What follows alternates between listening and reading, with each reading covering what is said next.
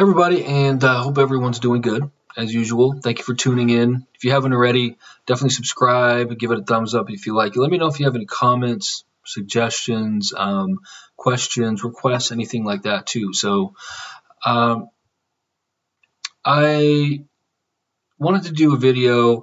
I was thinking I'm going to do more and more videos about, because I have a lot of conversations throughout the day, like every day with all kinds of people, and I try to practice and that sort of thing.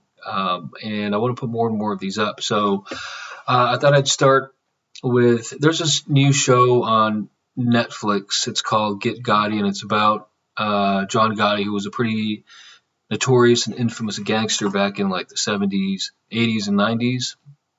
I think he died in like 2000, early 2000. But and you can Google it or you can watch the documentary. There's not much in the documentary that isn't already known, but there's some great insight and new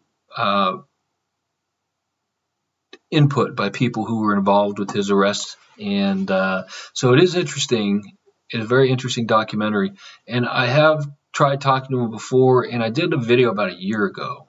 And what's interesting is I asked a lot of the same questions, and I actually got a lot of the same answers this time, which is good. I took that video down for a variety of reasons, but I wanted to put it back up, and we'll do another one and cover some of the same questions. So I think the original conversations I had with him were pretty accurate because I was hearing the same answers this time. So, but if you don't know who he is, again, you can go check it out online or Google it. But he's very larger than life, and basically he was an Italian-American criminal and known for like being on the cover of magazines and wearing flashy suits, never being convicted, and he kind of reveled in that, so they're supposed to be secret, and he was anything but secret, so he was like out there kind of doing his thing, and didn't really hide who he was, and enjoyed that sort of thing.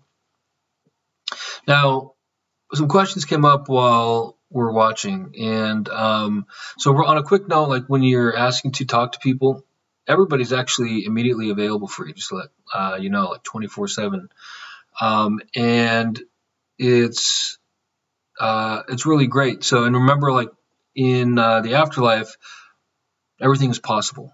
Life is infinite, therefore possibility is infinite. Everything is infinite, meaning people can speak to you at any time. They can speak to you, like if you speak different languages, they can be translated for you. So you can really talk to anyone at all times, which is kind of a great thing about being able to chat with someone. Now, when we were watching this, I was asking him. So part of the story is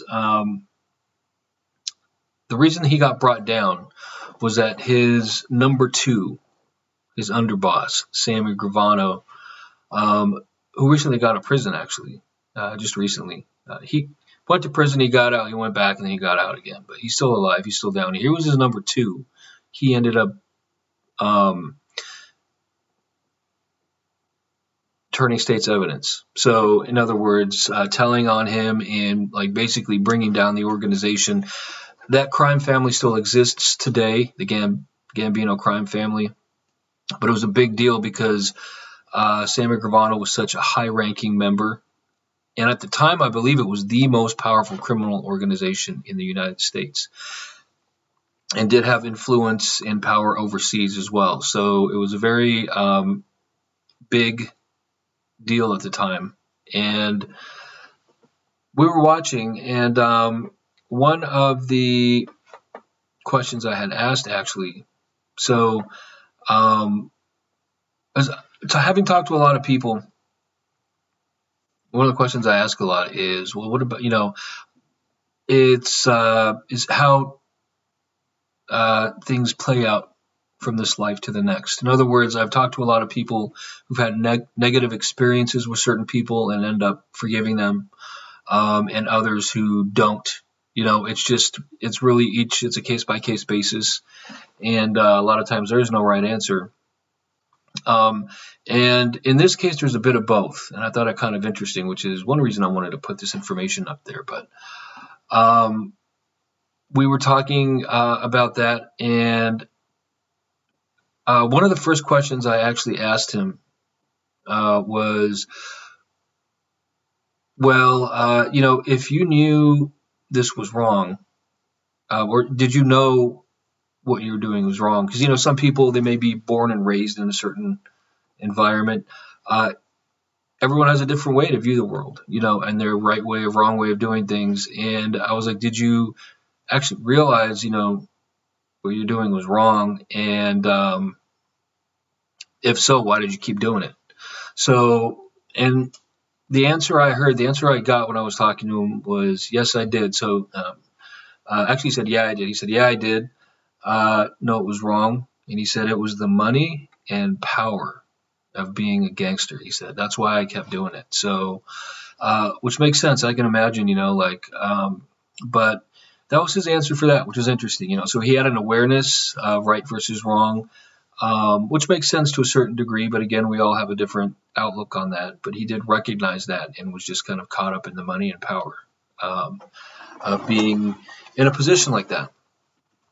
And then I asked him, because Sammy Gravano's still down here, do you, what are your thoughts on him, turning you in? He brought down a lot of people too, and he said he hates them. He said, you have no idea, he said, how much I hate Sammy, he said.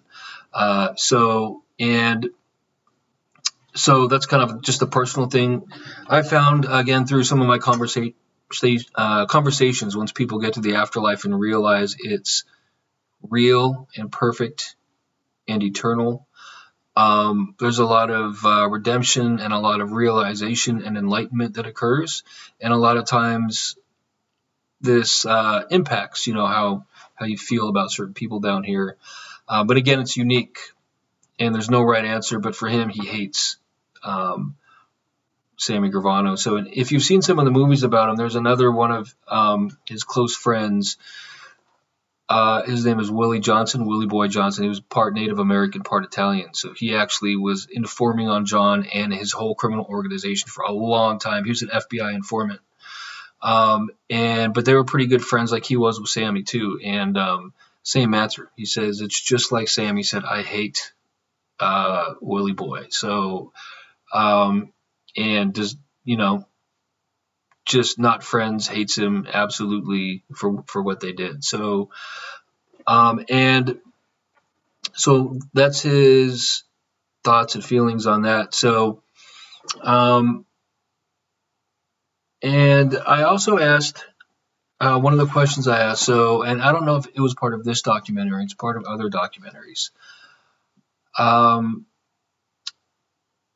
Actually, real quick before I get to that, if you watch some of his documentaries online, it's not really clear. So he worked his way up through, the criminal underworld and went to jail for ordering murders and was caught on tape for doing that sort of thing. And I had asked him, well, because that's what Sammy Gravano also turned on him for, help corroborate that evidence.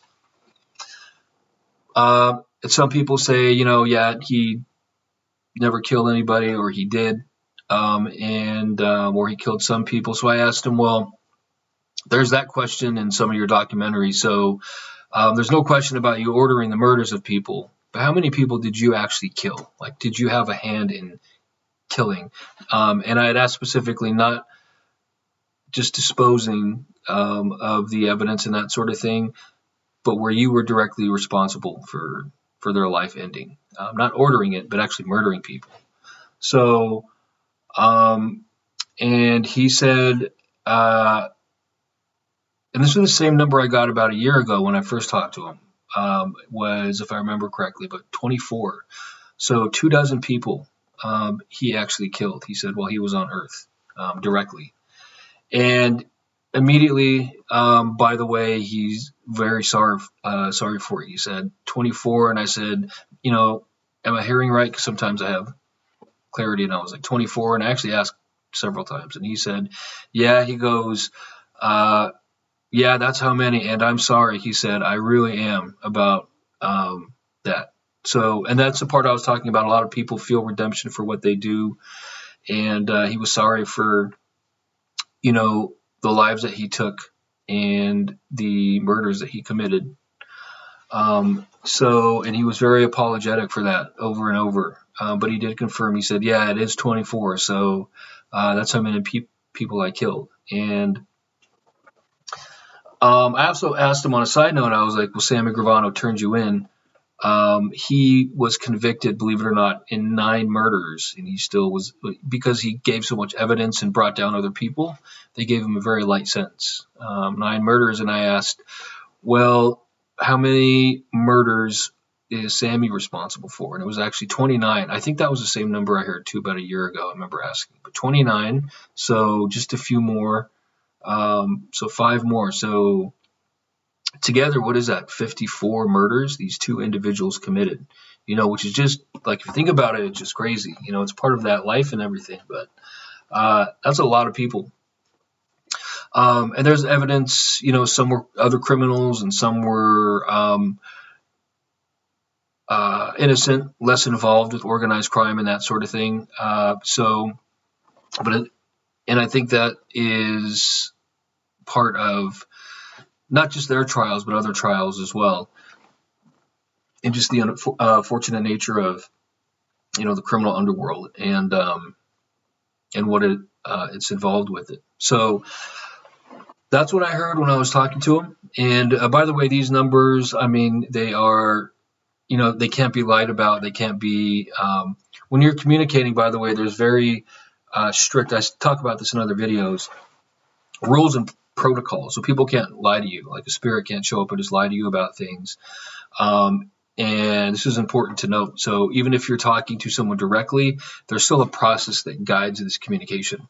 Like, you can't just call up anybody and talk to them. So information, especially, it's important because if you're asking about how the afterlife works and that sort of thing, and this filter of truth applies to all communication.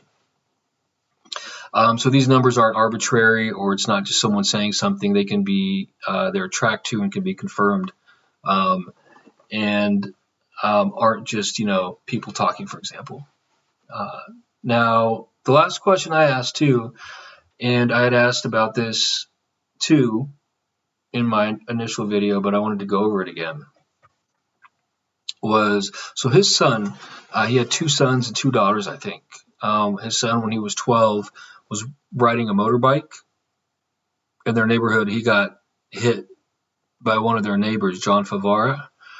And there's allegations, I think he was speeding and possibly drinking under the influence. I don't know. I haven't confirmed everything about that story. And he struck, so his name is Frank. Frankie, they call him, or Frankie Boy, Frank Gotti, was riding his friend's motorbike, and he hopped on it, and he was also kind of like speeding down the street, and he pulled out in front of John's car while John was going, and he hit him, unfortunately, and killed him. And now, I had asked John Gotti, and actually asked John Favara too. Well, how do you feel about, John Favara hitting your son? And he said, we actually put our differences aside. That's what John Gotti said. He said, we actually talk. And he said, when we put our differences aside. I was like, wow, that's crazy. It's like interesting because he doesn't forgive his friends for certain things, like turning on him.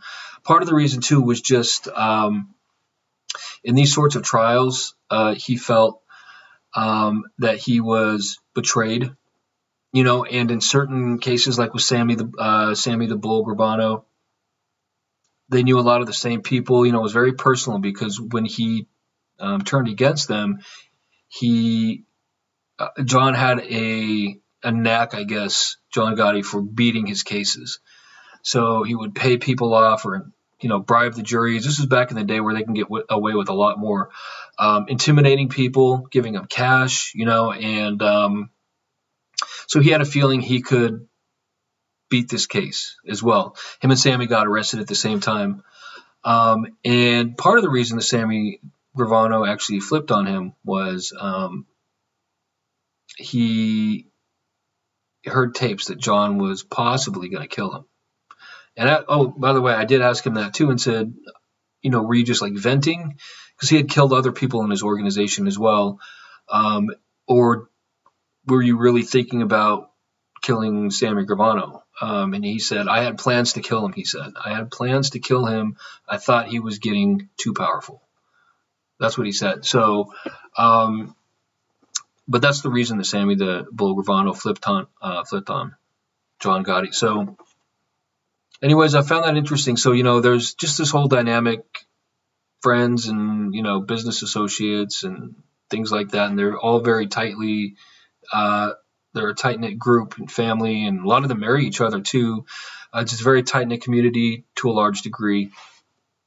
So he took it very personally when Sammy Gravano and Willie Johnson ratted on him.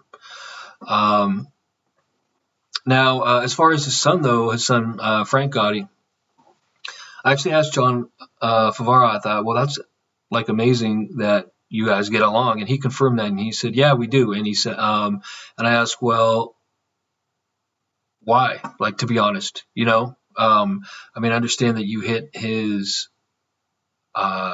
son, and by the way, John Favara disappeared, and it was never, I don't know if it was confirmed or not, if they found his body or anything like that, but he just disappeared.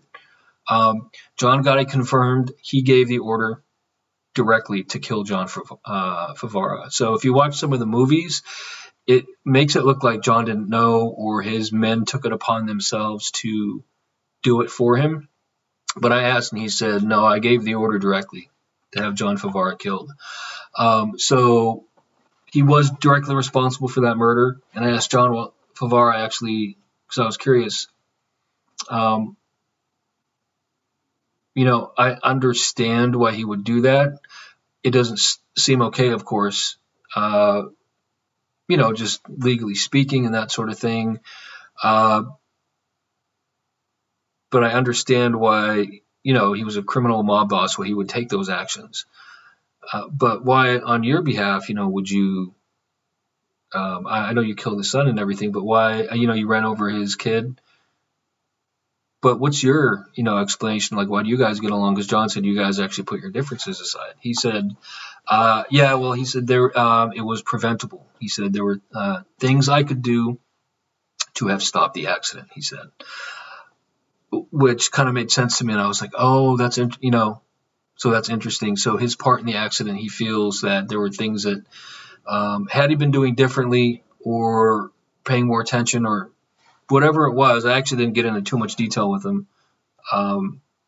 Why was it that you forgave him and you guys actually put your differences aside? And that was the reason why. So, and I even asked Frank, it's real. So when you're having these conversations, you can just ask, hey, can I talk to this person? And they're, yeah, here immediately. So he confirmed, he was like, yeah, I think, I forget his exact words, but yeah, me and my dad, we both talked to John, they put their differences aside. He confirmed exactly what I heard.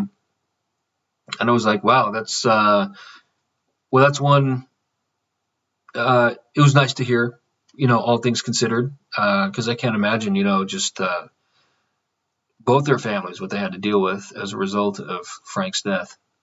But on that note, it was somewhat positive, I guess,